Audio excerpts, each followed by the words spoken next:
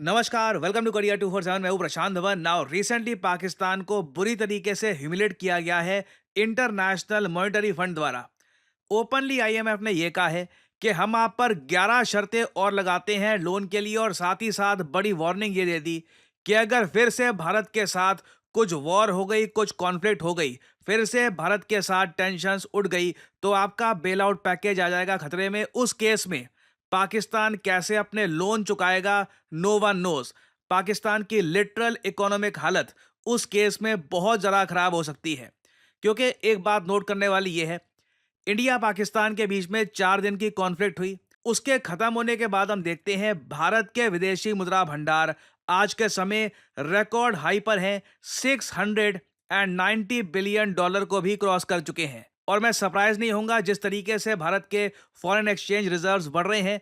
हम आराम से यहां पर 700 बिलियन का मार्क इसी साल पार कर लें, और उसके बाद आने वाले कुछ सालों में हो सकता है हम स्विट्जरलैंड को भी रिप्लेस कर दे as the third largest foreign exchange holder in the world. विदेशी मुद्रा भंडार में वैसे मैं आपको बता दूं, हम लोग डॉलर, यूरो और साथ ही साथ गोल्ड, वेरियस चीजें होल्ड करते हैं। तो इसमें टॉप 3 पे आ जाना भारत के लिए एक बहुत बड़ी अकॉम्प्लिशमेंट होगी। नाउ एक तरफ भारत टॉप 3 की तरफ बढ़ रहा है, दूसरी तरफ अगर हम देखें पाकिस्तान को, इनके जो फॉरेन एक्सचेंज रिजर्व्स हैं ये बांग्लादेश, नेपाल से भी कम है। ये कई लोग मानते नहीं है। Let me show you. ना इधर आप देख पाओगे लिस्ट, यहाँ पे आपको अगर स्क्रॉल करना है ना, तो बहुत नीचे स्क्रॉल करके आपको यहां पर दिख जाएगा रैंक 68 पर पाकिस्तान आपको दिखेगा। पाकिस्तान के विदेशी मुद्रा भंडार आज के समय लगभग 15 बिलियन डॉलर्स के आसपास है। ये 15 बिलियन डॉलर्स पूरे पाकिस्तान के नहीं है, इसमें काफी लोन है सऊदी अरेबिया का, यूएई का, चाइना का भी लोन है, तो जाकर ये अमाउंट खड़ा होता है। कंपैरिजन के लिए मैं आपको बताऊं, एफएटीएफ ब्लैकलिस्ट वाला ईरान अपने पास विदेशी मुद्रा भंडार रखता है 24 बिलियन डॉलर्स के आसपास के। बांग्लादेश के पास भी 27 बिलियन डॉलर के फॉरेक्स रिजर्व्स हैं। इवन नेपाल आप अगर देखो, जी हां, नेपाल एक ऐसा देश जिसको भारत अपने बजट में से करोड़ों रुपए एलोकेट करता है हर साल। साथ ही साथ वेरियस और तरीके से नेपाल की हम हेल्प करते हैं। नेपाल भी 18 बिलियन डॉलर का फॉरेन एक्सचेंज रिजर्व अपने देश में रखता है।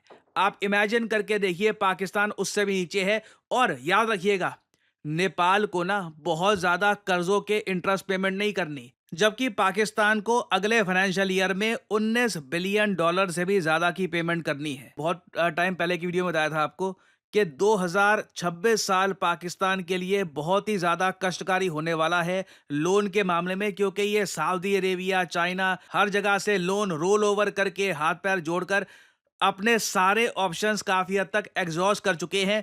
अब क्या है, अगले फाइनेंशियल ईयर में पाकिस्तान को कैसे भी करके 19 बिलियन डॉलर ये पे करने हैं फॉरेन डेट और एक्सटर्नल डेफिसिट को मेंटेन करने के लिए। और ये बात मैं नहीं कह रहा, ये बात रिसेंटली आईएमएफ ने खुद दुनिया को बताई है। और आईएमएफ ये बात दुनिया को इसलिए बता रहा है क्योंकि पाकिस्तान को पे तो इतने करने हैं, और इनके पास 17 बिलियन डॉलर्स आएंगे नए लोन से। जी हां, नए लोन ये लगातार उठाते रहेंगे।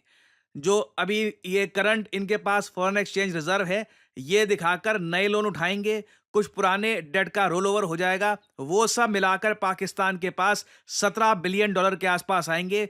तो गैप यहां पे आ रहा है करीब 2.5 बिलियन डॉलर का।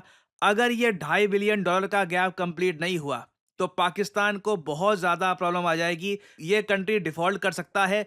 बट अगेन देखो, अब कई लोग कहते हैं पाकिस्तान डिफॉल्ट कर गया तो क्या हो जाएगा। ज्यादातर कोई कंट्री डिफॉल्ट करता है तो उसकी करेंसी गिरती है, स्टॉक मार्केट गिरती है। पाकिस्तान की स्टॉक मार्केट की वैल्यू मैं ऑलरेडी आपको बता चुका हूं। पाकिस्तान की stock market it's like a joke. जहां पर इंडियन स्टॉक मार्केट दुनिया में 4th मोस्ट वैल्यूएबल बताई जाती है, बहुत ही जल्द हम जापान को भी बीट करके दुनिया की 3rd most valuable stock market बन जाएंगे।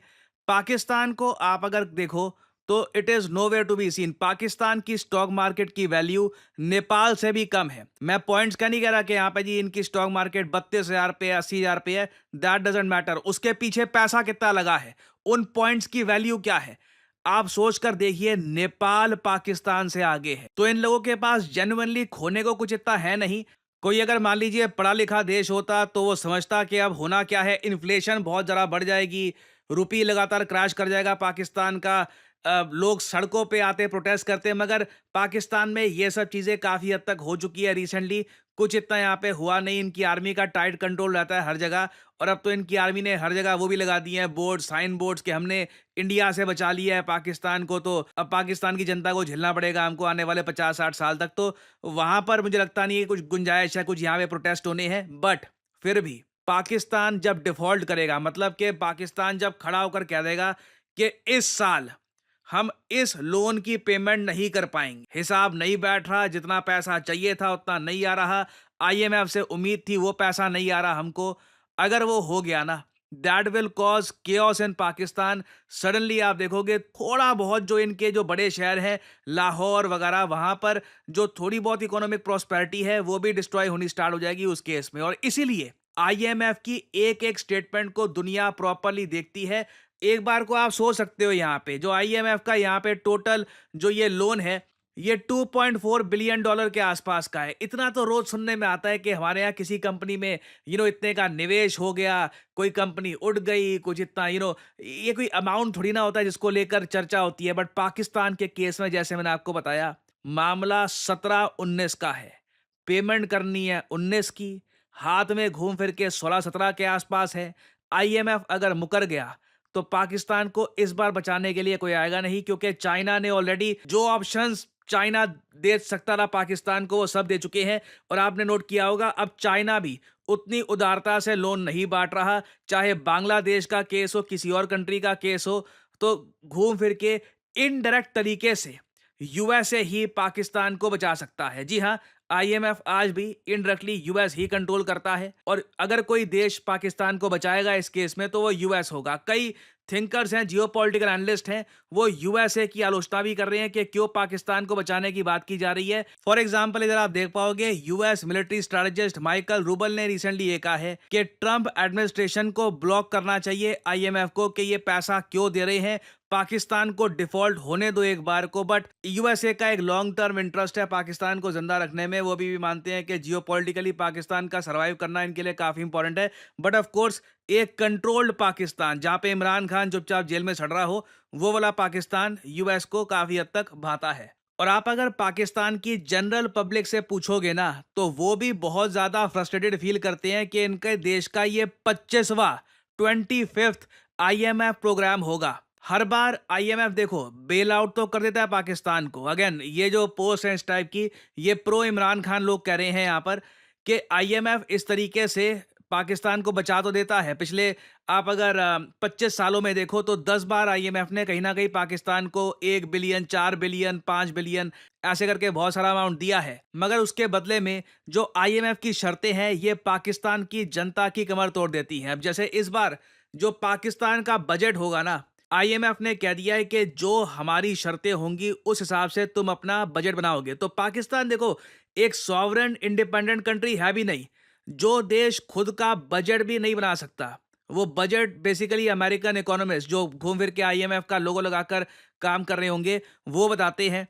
पाकिस्तान लिटरली कंट्रोल किया जा रहा है। इनके यहाँ इलेक्ट्रिसिटी का क्या टैरिफ होगा, गैस से कितने पैसे वसूले जाएंगे, ये सारी बातें आईएमएफ इंस्ट्रक्ट करेगा पाकिस्तानी गवर्नमेंट को कि इस तरीके से तुमको यहाँ पे ऑपरेट करना है। टोटल 11 शर्तें यहाँ पे लगा दी हैं, जो फिस्कल, गवर्नेंस, सोशल, जी हाँ इवन सोशल, के पाकिस्तान जो कैश ट्रांसफर करता है वो कितना करेगा अपने लोगों को, monetary, financial, energy sector, trade, investment policies, हर जगह आईएमएफ लिटरली डिक्टेट करेगा पाकिस्तान को कि इस तरीके से तुमको ऑपरेट करना है।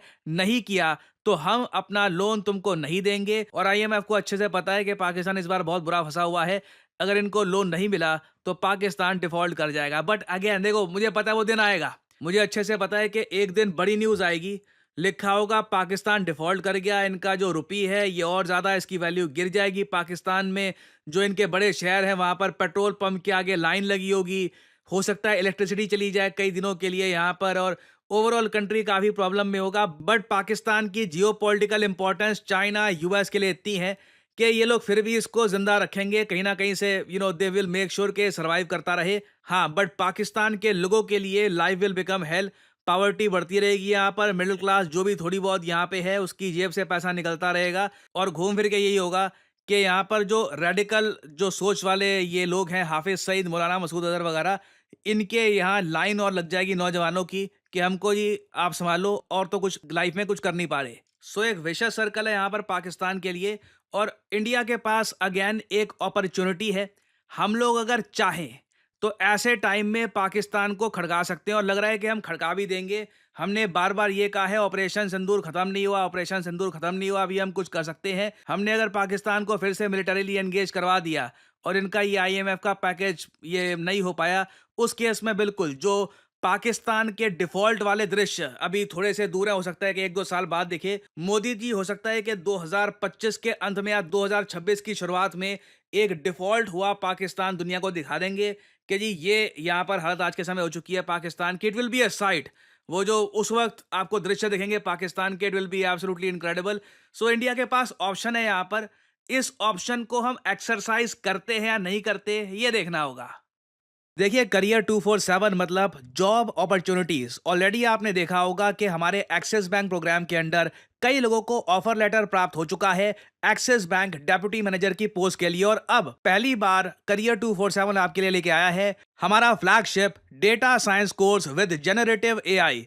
आज के समय मार्केट में कोई भी कंपनी ऐसा कोर्स ऑफर नहीं कर रही जहां पे आपको मिलती है लाइव क्लासेस। आप यूजुअली डेटा साइंस का कोर्स परचेज करेंगे, प्री रिकॉर्डेड क्लासेस आपको पकड़ा दी जाएंगी, मगर यहां पे आपको मिलती है live classes. World renowned teachers for example Deepayan सरकार सर, ये आपको पढ़ा रहे होंगे। ये बाय द वे काम कर रहे हैं with the government of Singapore as an AI adviser. और करियर 247 के डेटा साइंस कोर्स को कंप्लीट करके आप बिल्कुल आराम से 7 to 9 लाख पर एनम की जॉब लैंड कर सकते हैं। That is very much possible. और अगर आपका सवाल यह है कि अगर आप एक डेटा साइंटिस्ट बन गए तो आप काम कहाँ करोगे, किस इंडस्ट्री में काम करोगे, हर जगह आपके लिए दरवाजे खुले होंगे, चाहे एफएमसीजी सेक्टर हो या फिर फार्मा सेक्टर हो। आप गवर्नमेंट में काम कर सकते हैं। इवन करियर 247 में मैं आपको बता दूं, हम लोगों ने बहुत सारे डेटा साइंटिस्ट हायर कर रखे हैं, because every company needs data scientists. इनकी डिमांड बढ़ती जा रही है। और आपको करना क्या है, अभी भी आपके मन में बहुत सारे सवाल होंगे। आप सिंपली क्या करिए, ये जो वीडियो आप देख रहे हैं इसकी कमेंट सेक्शन में आपको जाना है और यहां पे आपको लिंक मिल जाएगा build your career with India's first data science and machine learning gen AI course.